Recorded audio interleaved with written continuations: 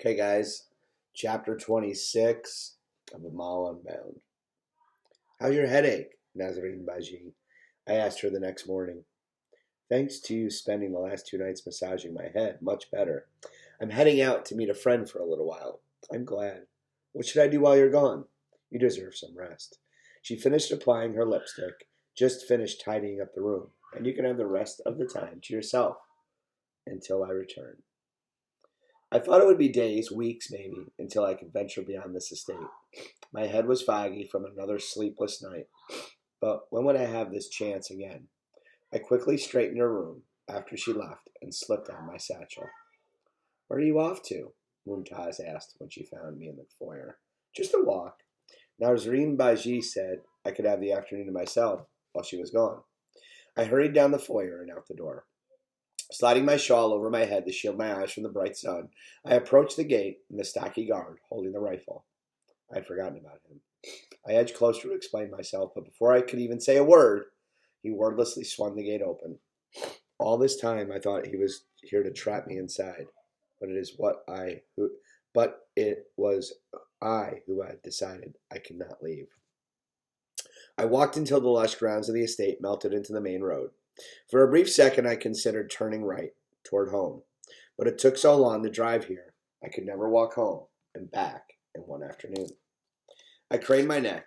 A smattering of buildings dotted the horizon. I followed a few winding roads until I reached the market. I paused. From a distance it had looked like my own open-air market. There were even signs for the butcher, sweet maker, and milk store, but the buildings were boarded up. There was no one here. The sun blazed down as a wave of heaviness settled over me. Even if the market had been a perfectly fine one, it wouldn't have been my market. It wouldn't have been Shakuta selling fruit. There would be no Sima, no Hafsa, no Safa. I walked past a block of brown and gray slab homes. No children playing outside. No women sifted lentils or dusted rugs. A faded newspaper lay crumpled next to a front stoop. I edged over and read the date. It was 2 years old. I remembered the rumors about Harzabad, the village Fozia had said Jawad Sahib had personally destroyed. I hadn't fully believed them until now. I tried to hurry back the way I came, but the road I took ended at a blackened field. Skeletal orange groves filled the landscape. By the time I found my way out of the maze of streets and alleyways, perspiration soaked my clothing and tears blurred my eyes. It was the strangest thing to see, the Khan estate, and feel relief. Stepping into the foyer, I felt the welcome blast of cooled air. Then I heard Jawad yelling. His voice echoed down the hallway. This was the first time I'd ever heard him yell. His quiet, penetrating glare was intimidating enough, which is why hearing his voice echo off the marble now made me cringe. Poor Bilal. Working for such a man could not be easy. Then I heard a high-pitched sound, like an injured kitten, inching closer. I saw Nabila. She was in the dining room and Jawad Sahib towered over her. You helped her run away?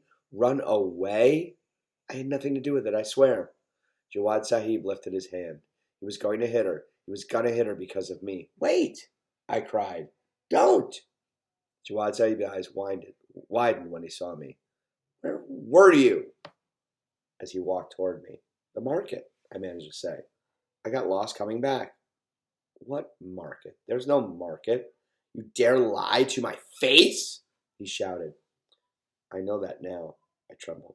I came back as soon as I could. I wasn't running anyway. I wasn't running away. Are you a guest in my home? His voice vibrated through my body as the realization dawned on me. Nabila had played me again. She spun me a tale and I believed every word. I needed to explain to him exactly what had happened this time. But before I could respond, Jawad Sahib did. Until that moment, I never knew a slap had a taste. A metallic taste in your mouth like blood. Someone gripped my elbow. They pulled me toward them. Nazarene Baji. Jawad! I'm not letting this go unaddressed. It's addressed. You've made your point. Don't lay another hand on her. She was running away. Running away? What is she doing here then? He leaned toward me. Changing your mind does not buy penance.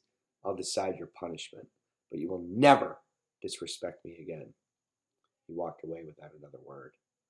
Didn't he understand? Wasn't this my being here punishment enough?